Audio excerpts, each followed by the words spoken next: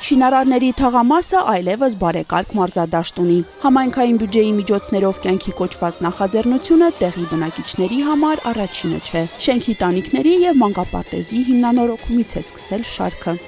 Կառուցեցինք շինարարների թաղամասի բնակիչների համար հայտնի sense բուլվար կոչվող հատվածը, այնուհետև ակումբ գրադարանը վերանորոգեցինք, որը նույնպես բավական է sense ներկայանալի հատված է։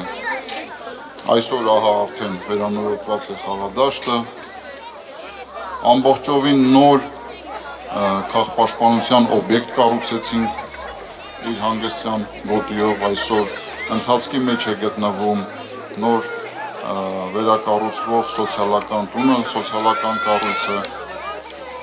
եւ իհարկե կարծում եմ շինարարների թաղամասի բնակիչներին նույնպես կհետաքրքրի, որ ասեմ, որ շուտով կմեկնարկի ամբողջ թաղամասի բակերի բարեկարգման եւ ասֆալտապատման աշխատանքները։ Խորհրդանշական կարմիր ժապավենի կտրմանը ամենաերկարը թաղամասի փոքրիկներն են սպասել, չէ որ ֆուտբոլը նրանց առօրյայի անբաժան մասն է։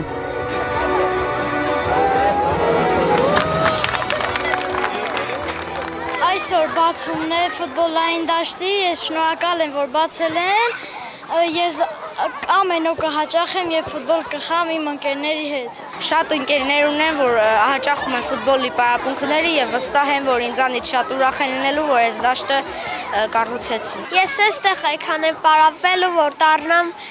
աշխարհի ամենալավ ֆուտբոլիստը։ Օրեցօր գեղեցկացող միջավայրը ոգևորում է նաև մեծերին։ Վերջին տարիներին իրականացված սուբվենցիոն եւ համայնքային ծրագրերը քաղաքի ծայրամասային թաղամասերը գրավիչ են դարձրել մանավանդ նորաստեղծ ընտանիքների համար։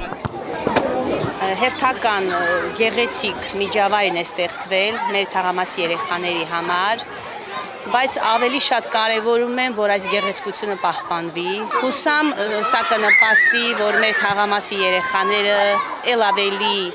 գնահատ են գեղեցիկը, վայել են այս գեղեցկությունը, ինչու ոչ առողջ ապրելակերպով ապրեն։ Համայնքի բակային հատվածների բարեկարգման ծրագիրը այսօրվա դրությամբ չի շրջանցել որևէ թաղամաս, եւ սա դեռ ամենը չէ։ Սա հերթական խաղադաշտն է, որ կառուցվեց համայնքի միջոցների